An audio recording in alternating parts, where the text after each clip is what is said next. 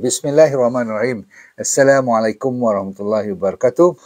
Kita insyaAllah akan menceritakan tentang satu topik yang tulis kat sini. Siapa yang gila roti? You are a bread person. Maksudnya tak ada roti, you tak boleh hidup. Okay. Ada orang tak ada nasi, tak boleh hidup. So macam mana pendapat you? Kita kat Malaysia ni selalunya makanan yang staple, nasi ataupun ialah bahan-bahan yang berbentuk nasi lah kan. Jarang-jarang kalau you boleh bertahan lama dengan roti. Tapi setengah orang bertukar dengan roti. Malam ni kita fokus kepada 2-3 jenis. Dan kita highlightkan kepada anda sama ada roti wholemeal ataupun whole wheat. Saya ulang supaya you tak confuse. Sama aja. Ada orang kata wholemeal, ada orang kata whole wheat. Ya, gandum. Okey, ada seorang kata wholemeal. Jadi kita habiskan cerita yang putih dengan brown dahulu. Boleh? Okey. Sepatutnya dengar ni sepatutnya bila grain bijirin ni diberi oleh Allah SWT, dia ada 4 layer, 4 lapisan. You pernah dengar daripada Dr. Azam dulu, dia cerita ada lapisan kulit ataupun yang keras tu hull, dia panggil HULL. Lepas tu dia panggil bran. Bran tu lapisan yang fiber, penuh dengan fiber. Lepas tu ada dia panggil germ. Germ tu maksudnya tempat daripada biji asal bijirin ni lah, stem cell dia tu yang terbaik, germ cell tu lah. Ada B vitamin, vitamin E, ada trace mineral, protein, macam-macam lagi lah phytonutrient kat sini. Walaupun dia tak besar mana dalam biji itu, tapi dia memainkan peranan yang penting untuk nutrien kebaikan kesihatan kita. Dan selain daripada itu, yang jumlah sebesar mungkin tu dalam biji itu adalah dinamakan endosperm, okay, ataupun starch. Yang kalau you tengok beras kita yang telah dipolish, berarti dia dah dibuang dia punya bran, dah dibuang dia punya germ tu, dia punya benih tu, asal usul yang terbaik tu, cuma tinggal dia panggil endosperm ataupun orang panggil dia punya starch lah. Okey. Jadi roti pun sama. Kalau dia ambil roti, orang panggil refined bread, bread yang roti putih yang melepak tu, selalunya cuma tinggal endosperm. Dia dah buang bran dia, fiber dia, dia dah buang dia panggil germ dia tu, jadi dia terpaksa tambah. Kalau you tengok perkataan enriched. Perkataan enriched ni, saya nak bagi tahu pada you, dipendekkan cerita selalunya sintetik.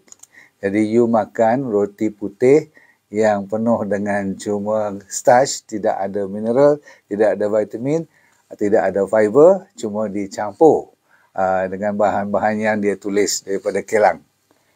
Seperti vitamin sikit B1, B2, B3, tak semua dia letak. Dan pastinya ada gula. Maka roti putih kita habiskan awal-awal lagi di mukadimah ni, tak payah tempuh lagi dah. Sebab apa?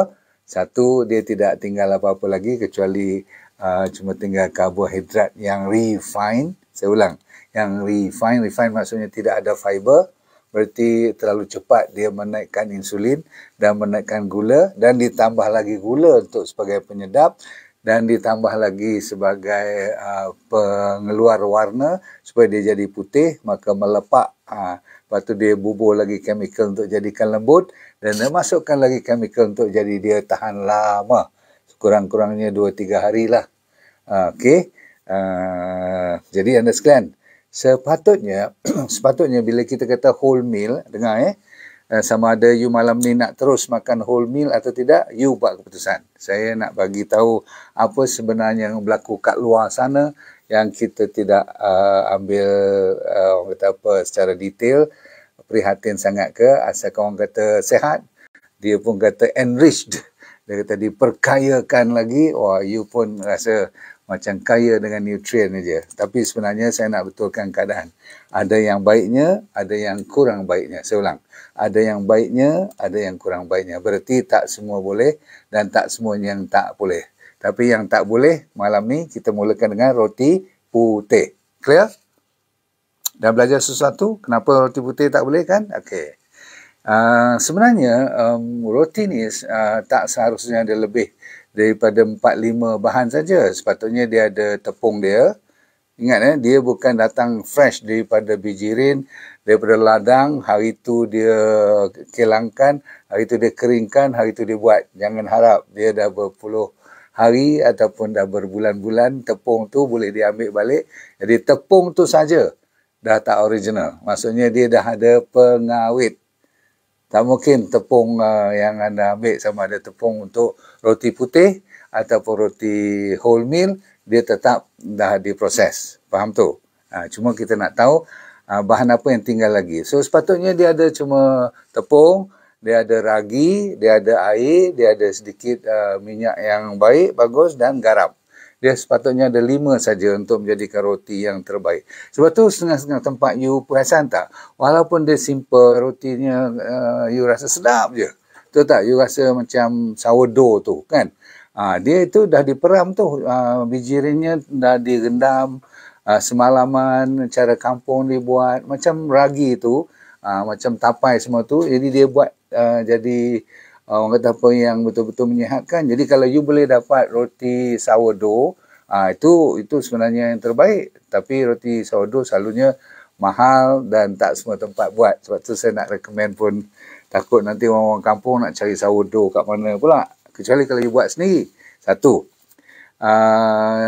bila dia tukar warna pula jadi brown, bukan wholemeal, brown bread. Pernah dengar brown bread tak? Ada banyak. You pergi kat kedai-kedai, ni mesti ada yang warna putih. Selalunya paling sikit pun 3-4 choice. Ada yang brown, lepas tu ada yang wholemeal, whole wheat bread, dan satu lagi yang lebih mahal namanya multigrain. Kununya banyak dengan bijirin yang dicampur. Wah, kalau dapat benda tu memang itu yang the best. Cuma kalau sempat saya cerita kejap lagi. Yang dijanjikan multigrain tu sebenarnya multigrain atau tidak. Berbalik kepada brown, daripada putih jadi brown, atau jadi, you pernah tengok tak roti warna pink? You pernah tengok tak roti warna hijau? Sama je. Kalau brown tu orang ingat dia lebih, orang kata apa, lebih sihat. Tapi tidak. Dia cuma colouring. Tahu colouring? Pewarna sahaja. Jadi dah, nombor 2, you boleh tolak ke tepi. Tak usah pegang roti putih, tak usah pegang roti brown. Faham? Sekarang kalau dia tulis kat situ wholemeal. Okey, dengar. Baca elok kat belakang tu, kalau betul you nak belajar makan roti wholemeal pun, make sure is 100%. Tapi sering kalinya kalau di pasar raya biasa, kedai-kedai runcit biasa, kalau you balik kat belakang tu, you tolehkan ke belakang, you tengok dia tulis kat situ.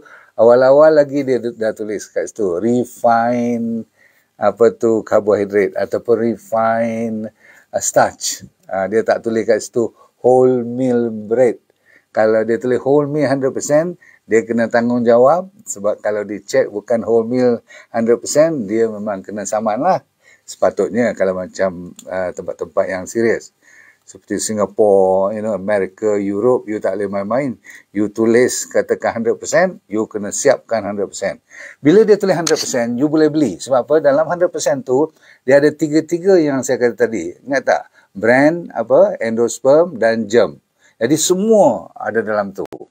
Jadi saya dah kata kat you, malam ni you boleh buat keputusan kalau dia tulis 100%.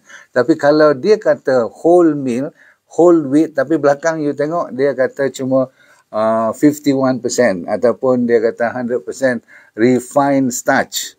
Sebab refined starch pun diiktiraf sebagai wholemeal bread. Sebab refined starch adalah nama lain kepada apa yang dinamakan endosperm tadi.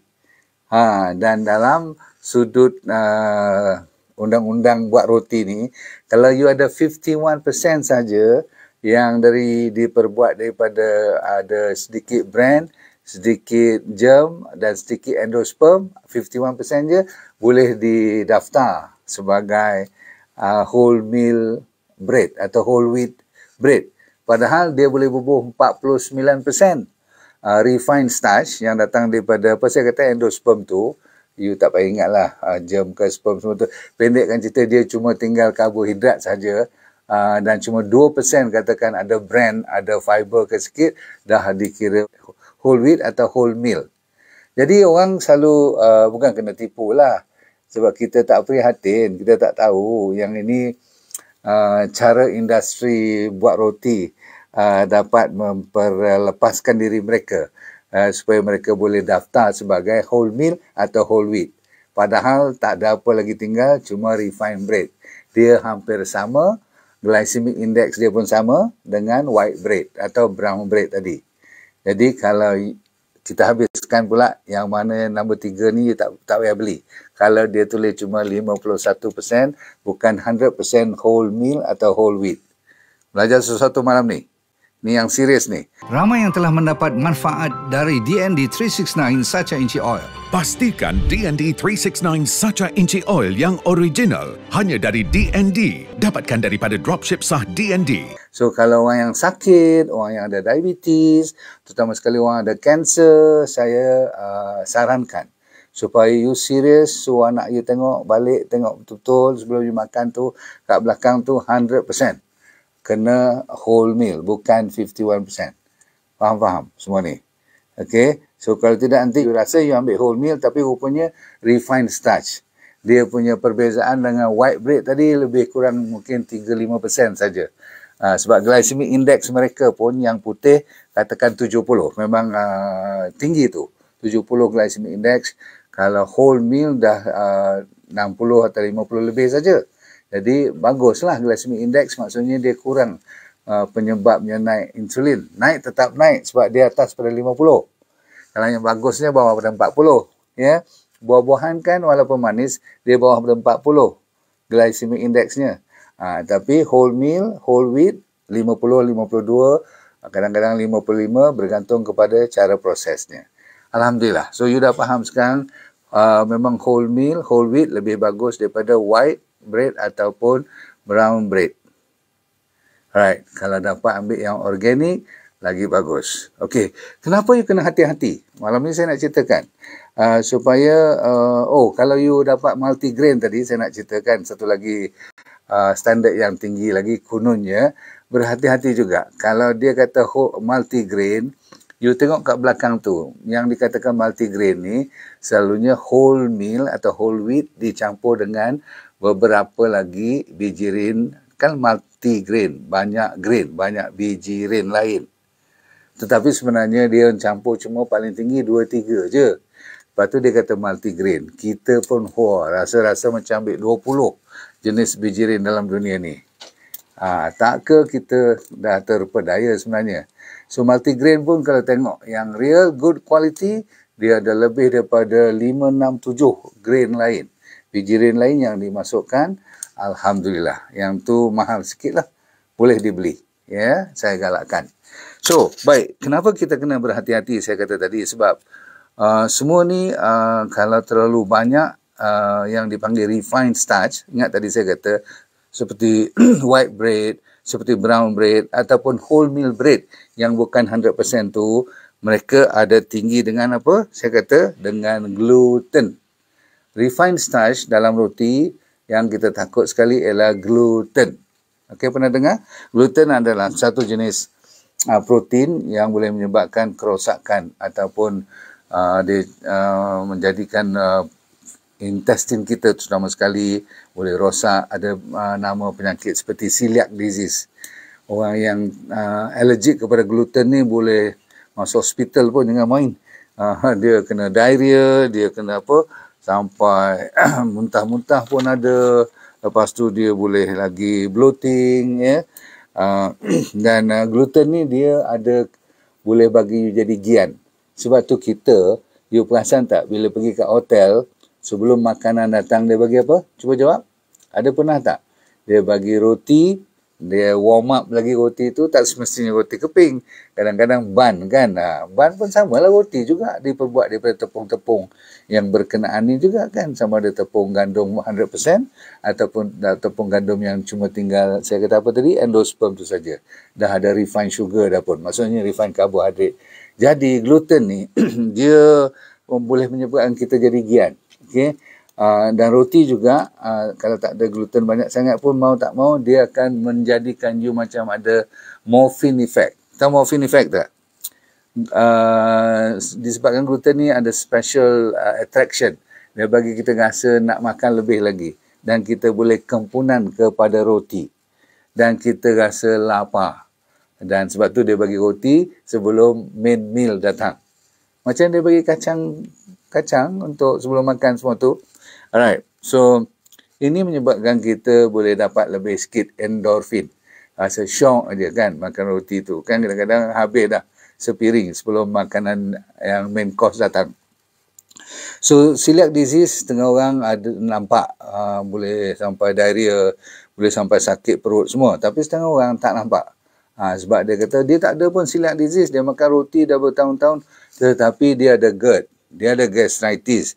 Dia ada setengah orang perempuan sampai ada anemia pun. Lepas tu ada psoriasis lagi. Tak boleh tidur lagi. Dia tak sedar. Yang ni semua ada kaitan dengan roti pun.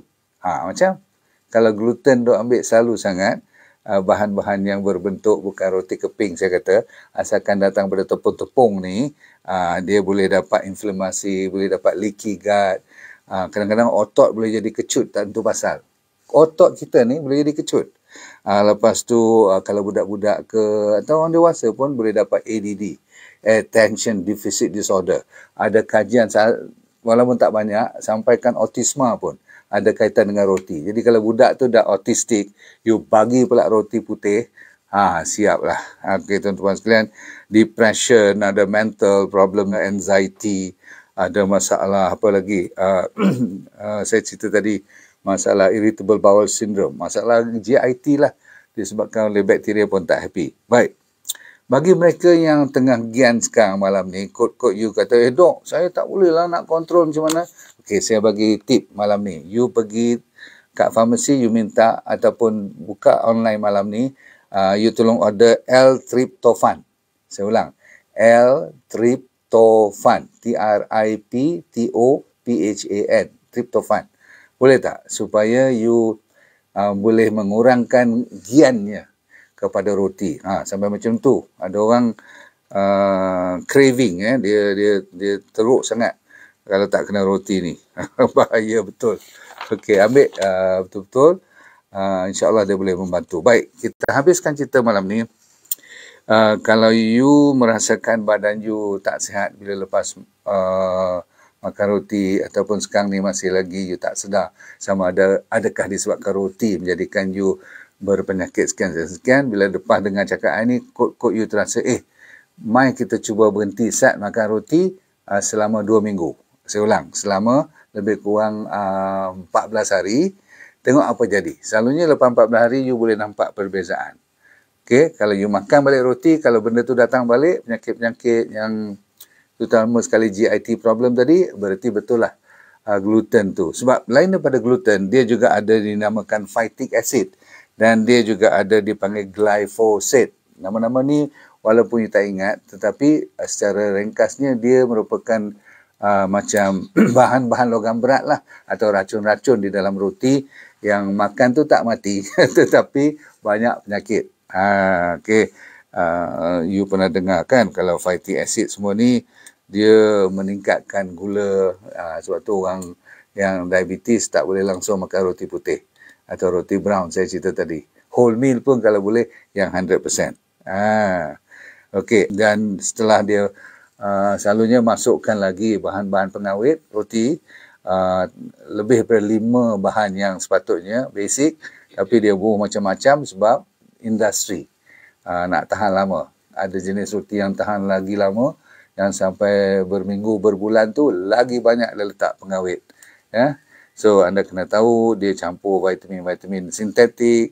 Lepas tu dia masukkan iron lagi. Iron ni kalau salah masuk dalam roti-roti, kalau dia kata, you pun ingat iron tu jadi strong macam besi. Tapi besi itulah yang akan merosakkan badan kita.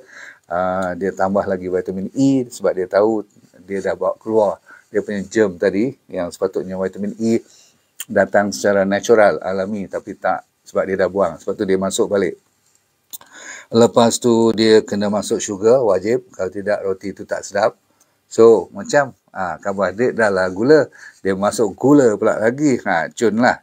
Sebab itulah gut inflamasi usus kita memang sering berlaku. Ya, you pernah dengar H. pylori, SIBO, SIBO, kan? Sehingga kan boleh mengganggu sampai ke otak pun. Hui, dahsyat Dan orang yang kena arthritis, saya ulang, orang yang kena arthritis disebabkan dia tinggi dengan omega 6. Sebab minyak-minyak yang diletak dalam roti, dalam pembuatannya adalah datang daripada minyak, daripada bunga-bunga atau sayur-sayur. Tahu, they call it vegetable oil yang telah diproses dan dipanaskan, dan minyak ini tinggi dengan omega 6. Omega 6 adalah pro-inflamasi, menyebabkan inflamasi. Omega 3 lawan inflamasi. So, kalau you nampak rajin sangat bengkak kaki, bengkak badan, muka semua, kalau tak ada salah jantung, tak ada salah buah pinggang, mungkin salah roti you. Okey. Okey, jangan main-main Lepas tu tidur tak betul, immune system pun kadang-kadang terganggu. Ini semua disebabkan oleh glyphosate. Glyphosate adalah apa dia? Bahan yang dikeluarkan oleh company seperti Roundup. Pernah dengar Roundup tak? Bahan-bahan anti racun. Apa tu? Anti serangga tu. Okey? Atau pestisida tu. Okey. Cukup dulu pada malam ini, saudara-saudara sekalian. Jadi pilihan yang sebenarnya yang boleh saya recommend supaya you tidak rasa frust sangat malam ni, sebab saya tengok, saya baca tadi, dia orang harap-harapkan saya akan mengatakan roti wholemeal ni okey.